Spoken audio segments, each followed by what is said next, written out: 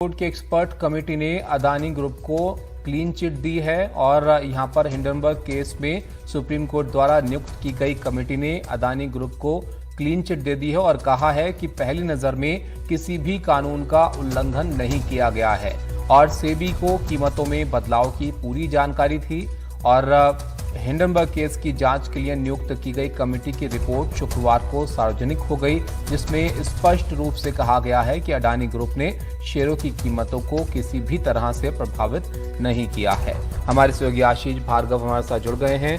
आशीष, बताइए और क्या कुछ कहती है रिपोर्ट?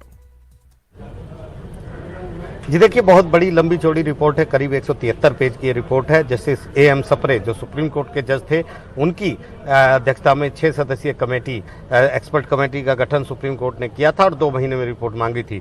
सुप्रीम कोर्ट में अपनी रिपोर्ट एक्सपर्ट कमेटी ने सौंप दी थी और वो रिपोर्ट अब सार्वजनिक हो गई है, क्योंकि सुप्रीम कोर्ट ने कहा था सब पक्षकारों को ये रिपोर्ट दे दी जाए। 11 जुलाई को इस पर अगली सुनवाई होनी है सुझावों पर।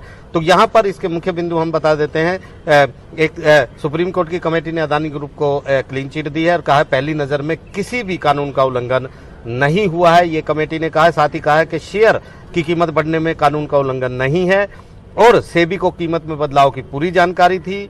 साथ ही साथ ये भी कहा गया कि अदानी ग्रुप ने शेयरों की कीमत को प्रभावित नहीं किया है और अदानी की कंपनियों में गैरकानूनी निवेश के सबूत भी नहीं मिले हैं। साथ ही साथ ये भी कहा है कि संबंधित पार्टी से निवेश में नियमों का उल्लंघन नहीं पाया गया है, ये कमेटी ने अपनी रिपोर्ट में कहा है। और ये भी कहा है कि अदानी जो ग्रुप है उसने लाभ पाने के लिए मालिकों के नाम भी उजागर किए, जिनको लाभ हुए थे वो भी उजागर किए थे और सेबी ने अदानी ग्रुप से मिली जानकारी को गलत भी नहीं बताया है।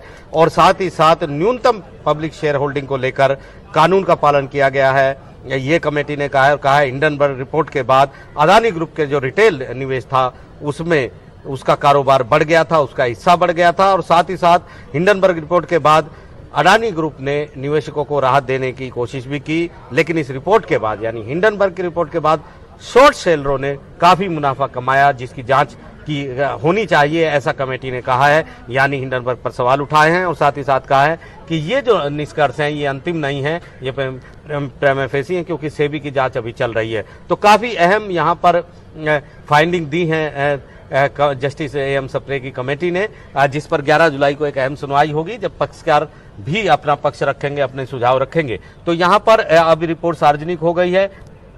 काफी बड़ी रिपोर्ट ये है, 173 पेज इसमें है और अदानी ग्रुप को इसमें